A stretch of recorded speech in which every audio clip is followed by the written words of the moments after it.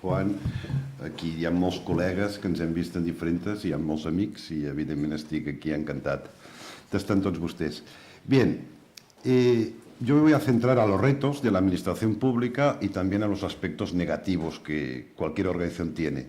Con lo cual he pensado, es injusto hablar siempre de retos y siempre de deberes y de disfunciones que tenemos en la administración pública sin antes hacer una alabanza a la propia administración pública, a los políticos y a los funcionarios. Porque creo que esto es muy, muy relevante para no caer deprimidos y para reconocer lo que sí hacemos bien, que creo que es lo más importante, lo que hacemos bien y lo que hemos hecho bien. Primer elemento. En España, durante estos 40 años, hemos sido capaces, aparte de democratizar el país, de centralizarlo, todo está puesto en duda, pero lo hemos logrado, generar un estado de bienestar. Pero a nivel de administración pública hemos logrado nuestro máximo objetivo, que es prestar servicios de calidad, de forma eficaz y también eficiente. Y eso hay que ponderarlo. Y los ciudadanos, por más que tienen una visión negativa de la administración pública en abstracto, cuando se les pregunta en concreto por servicios públicos que conocen porque han consumido recientemente, pasan de ser burófobos, de odiar a la administración, a amarla profundamente, y son burófilos. Y esto es gracias a la dedicación de todos los empleados públicos y también, evidentemente, bajo el liderazgo de los políticos.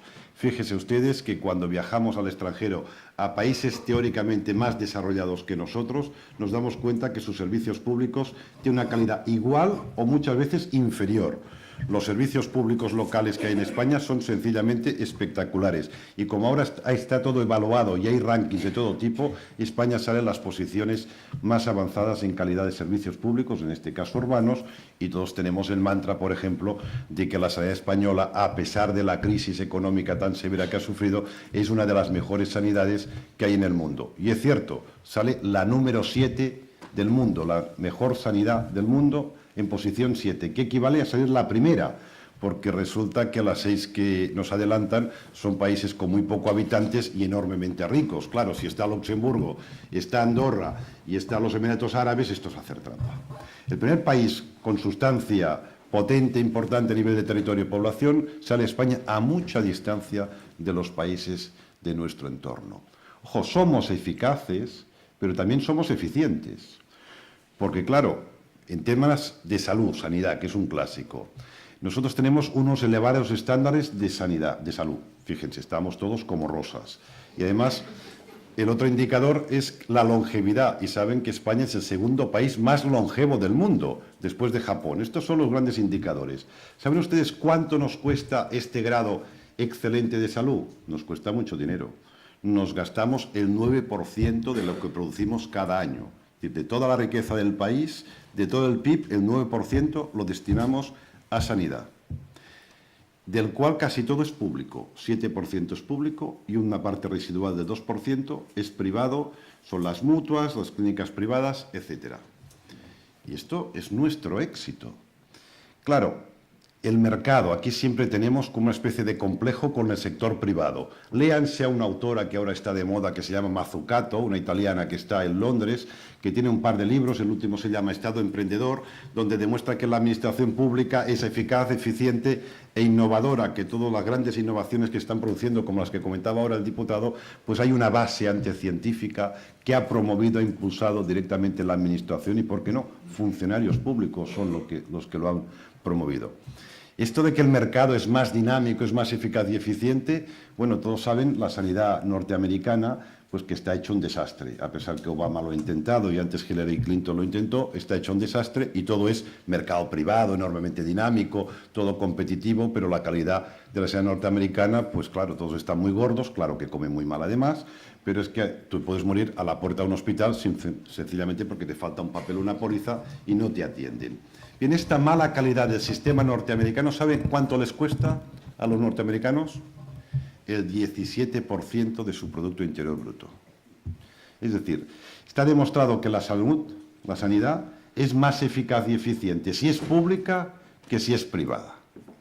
Segundo elemento, nos tachan a nosotros de poco innovadores la administración pública. Innovación y administración pública parece que sea un oxímoron. No es cierto. ahora ya hablamos tanto de innovación que, con perdón, cualquier tontería le llamamos innovación. Es un concepto totalmente manoseado y de tanto llamarle innovación a cualquier tontería no sabemos detectar la auténtica innovación. Yo a veces hice la metáfora, pongamos a alguien de Silicon Valley, le tapamos los ojos y lo metemos dentro de una administración pública española y que nos observe. Que vean cómo nosotros estamos cambiando las políticas públicas en nuestros ayuntamientos de una forma totalmente motorizada. Porque, claro, no es lo mismo lo que hacíamos antes de la crisis, durante la crisis y la supuesta post-crisis que estamos viviendo. Lo hemos cambiado todo de forma radical. No es lo mismo antes del fenómeno tan brutal de la inmigración, cuando hemos sufrido la inmigración. No es lo mismo lo que está haciendo el Ayuntamiento de Valencia, ahora que ya está ocupado por hordas y masas de turistas, de lo que hacía antes de que hubieran tantos turistas. Estamos continuamente innovando nuestras políticas públicas y nuestros sistemas de gestión y no nos damos cuenta porque es que forma parte de nuestro ADN. Y además con tecnologías de trabajo ciertamente muy de vanguardia, que nos vea qué estamos debatiendo hoy, que vea aquí cuánta gente hay, que vea las redes sociales cómo todos participan en debate. Y entonces le preguntamos, oiga, ¿usted cree que está una institución innovadora? Dice, totalmente innovadora. Claro. Por lo tanto, cuidado, primero vamos a subirnos la autoestima. Y después de subirnos un poco la autoestima, ahora vienen los palos. Esto es como una tesis doctoral. La tesis me parece perfecta, maravillosa, pero, y el pero es larguísimo y te dan una enorme cantidad de críticas. Pero lo que acabo de decir es muy relevante y eso nos legitima y nos da fuerzas para afrontar los retos del futuro. Y aquí sí que enlazo ya con la intervención del diputado. La verdad es que las transformaciones, como saben, son enormemente rápidas y profundas actualmente. De hecho, ahora lo imposible sabemos que puede ser perfectamente posible. Y nos suceden cosas en el mundo que jamás habíamos soñado ni en las peores pesadillas de que estarían sucediendo. Y están sucediendo. Joan Subirats, que ese sí que es el gurú en nuestra materia, y además fue mi director de tesis, me lo encuentro bastante a menudo y él siempre me hace la misma broma que me pone muy nervioso. Me dice, Carles, date prisa en reformar la administración pública porque dentro de poco no habrá. Es decir, él ya vislumbra un futuro sin administración pública. Hombre, yo que soy funcionario, mi universidad es pública y además me dedico a estudiar la administración pública, eso de que se muera mi objeto de estudio y mi modus vivendi me pone un poco nervioso. Y me saca el símil ciertamente forzado de Wikipedia. Dice, fíjate, antes entre los océanos y el conocimiento operaban intermediarios, por ejemplo la Enciclopedia Británica. Gracias a la tecnología y sistemas colaborativos, los océanos nos hemos empoderado y accedemos directamente al conocimiento. Y la Enciclopedia Británica ha desaparecido como empresa. Y ahora tenemos a Wikipedia, que parece que incluso es mucho más amplia que la Enciclopedia Británica. Alguien dirá, pero mucho menos fiable. Sí, totalmente menos fiable, pero está demostrado que en 28 días todas las informaciones erróneas acaban siendo depurados y ya son totalmente científicas y válidas. La Enciclopedia Británica, cuando cometía un error, tardaba 7 años en rectificarlo hasta que nos sacaba la nueva edición con los nuevos libros. Claro, eso de que la administración pública es como Wikipedia, no, como Wikipedia no, como la Enciclopedia Británica, pues es un poco forzado. Pero fíjense que el gran cambio es que están desapareciendo los intermediarios. Y la administración pública no es más que un intermediario entre los ciudadanos, el bien común y el interés general. Yo que vengo y trabajo en el sector universitario y actualmente y desde hace tiempo soy vicerrector, cada 2 por 3 aparece en la contra de la vanguardia algún gurú que anuncia que van a desaparecer las universidades. Vuelvo a ponerme muy nervioso porque es otro de mis modus vivendi. Y dice, no, en 15 años va a desaparecer el 90% de las universidades. Poca cosa, el 90%. En el mundo hay 40.000 universidades. 20 no cuentan, 20.000 no cuentan porque son garajes y son como pequeñas academias. Más o menos de sólidas y solventes hay 20.000 en el mundo. Bueno, que desaparezcan el 90%, por más que la mía salga muy bien ranqueada, etcétera, pues digo, ¿y por qué no será la mía? Entonces me pongo nervioso. ¿Por qué? Pues porque resulta que las universidades somos intermediarios. Intermediarios también entre el conocimiento y los ciudadanos. Y además hacemos de filtro. ¿Cuál es el papel de Harvard? Que uno para estudiar un grado en Harvard acaba gastándose entre costes directos e indirectos $400.000.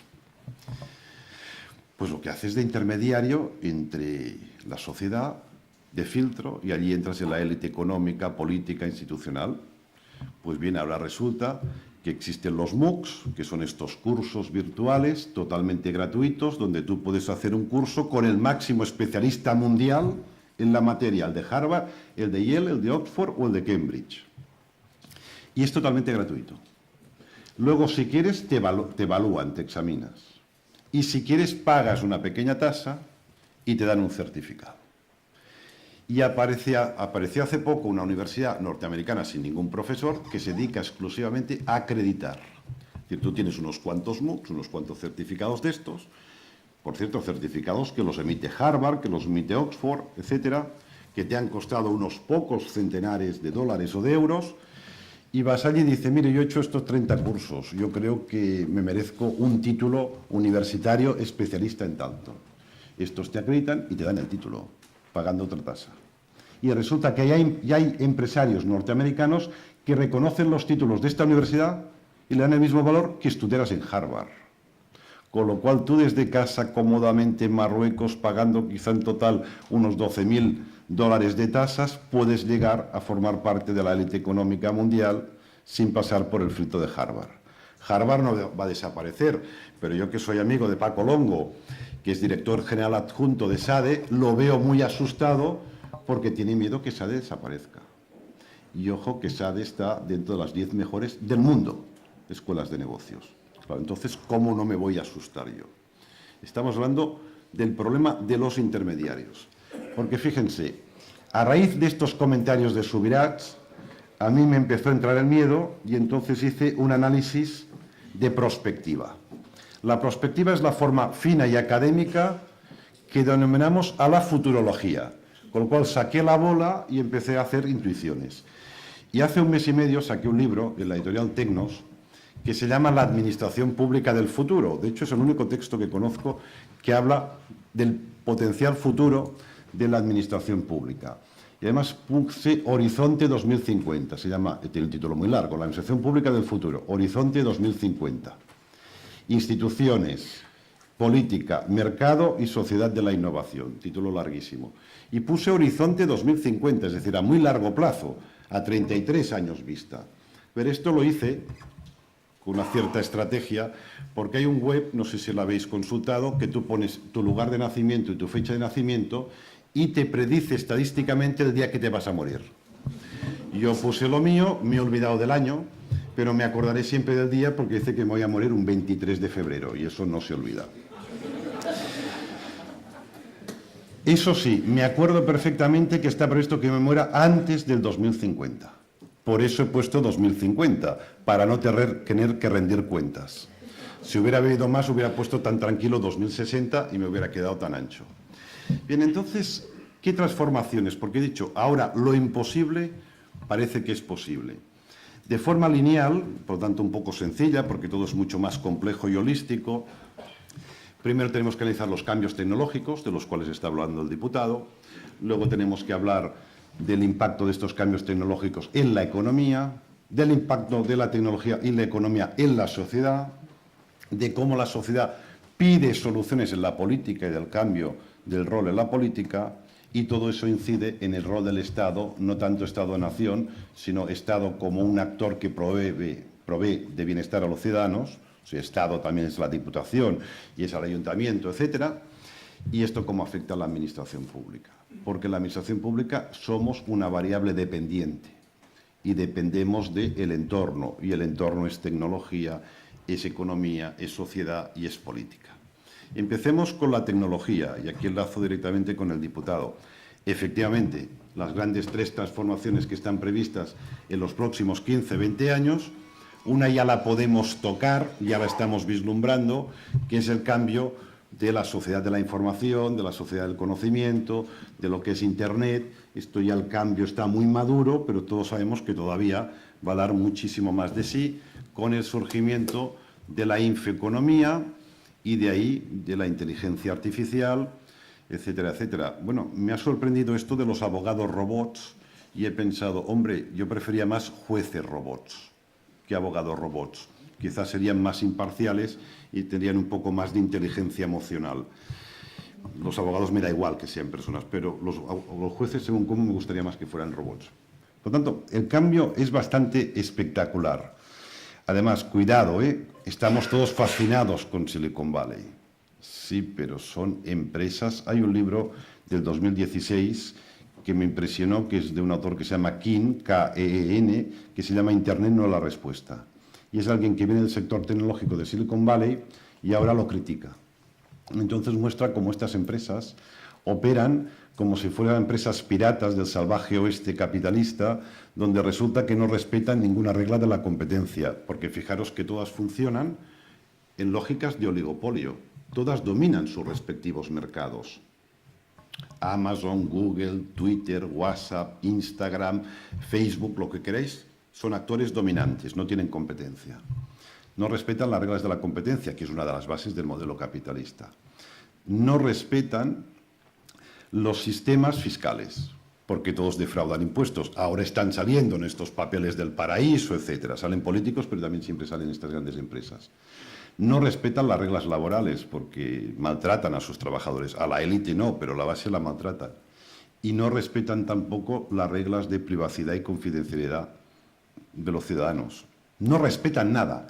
Con la lógica de que son disruptivos y que en la dimensión digital no hay que poner corsés, al final están haciendo aquí un abuso absoluto por parte de muchos actores. Esto es la infoeconomía. Luego tenemos la robótica. Efectivamente, la gran transformación, la cuarta revolución industrial que se está iniciando, viene de la mano de la robótica. La infoeconomía sería el final de la tercera revolución industrial. Los estudios más conservadores prevén que en los próximos 15 años van a desaparecer el 30% de los actuales puestos de trabajo. Los estudios más conservadores, porque hay algunos que dicen hasta el 60%. Y yo me tomo en serio los más conservadores.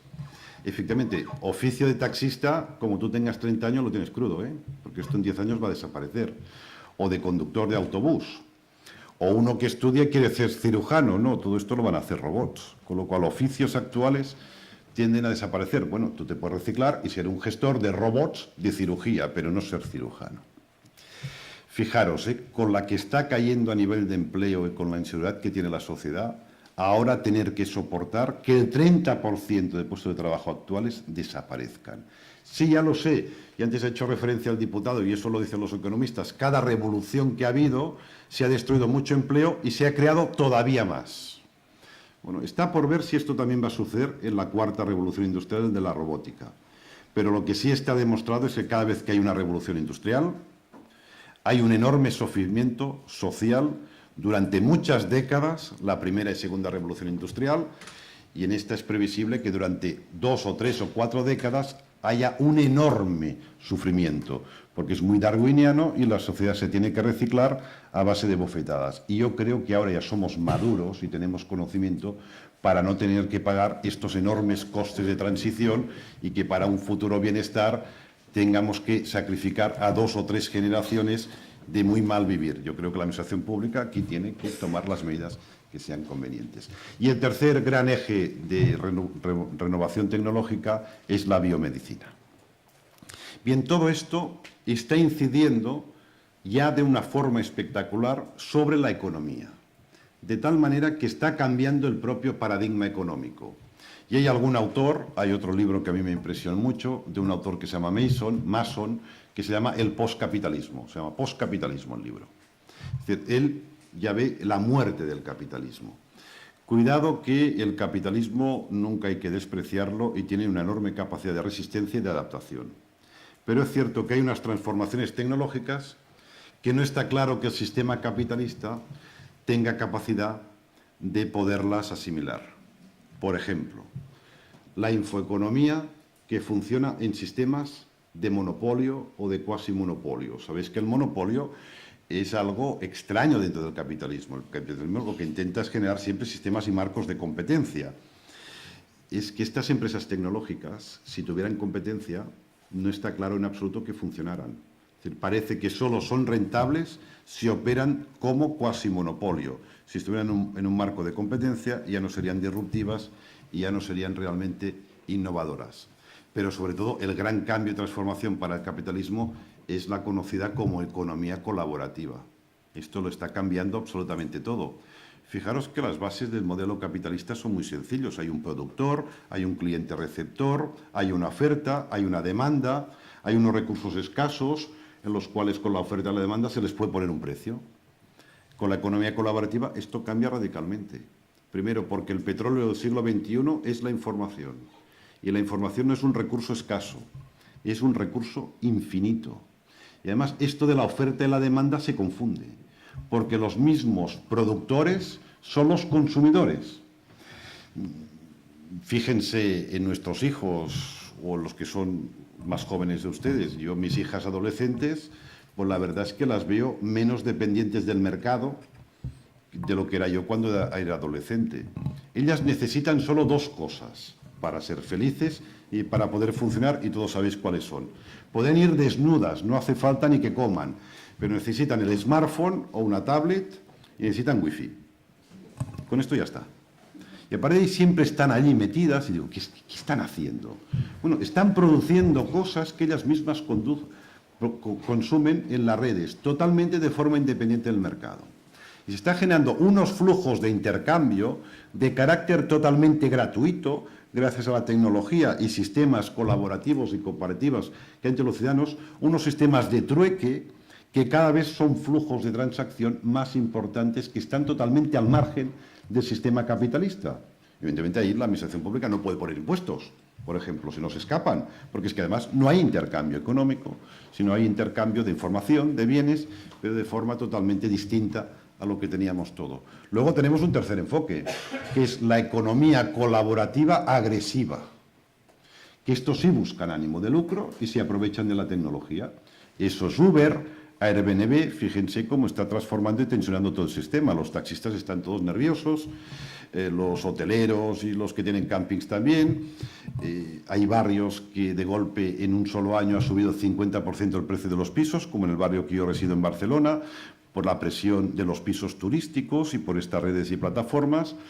Y esto es un sistema capitalista totalmente distinto. La administración pública no sabe cómo regularlo, no sabe cómo cobrar impuestos, pero ya funcionan como la infoeconomía y tampoco quieren pagar impuestos ni los pagan, etcétera, etcétera, etcétera.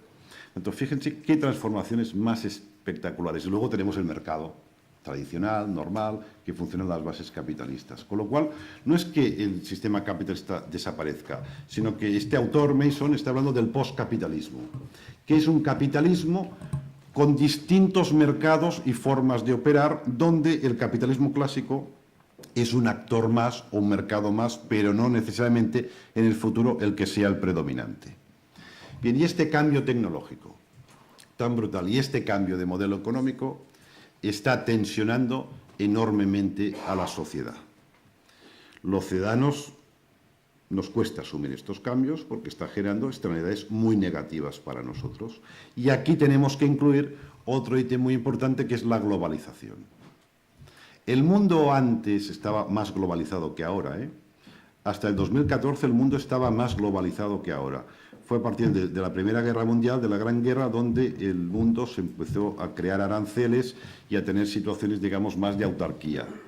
Cuando acabó la Segunda Guerra Mundial, hubo un interés entre todas las élites occidentales en abrirse otra vez a la globalización, pero se iba haciendo de forma muy incremental, hasta que en los años 80, bajo el calor de una ola neoliberal, se abrió totalmente a la globalización.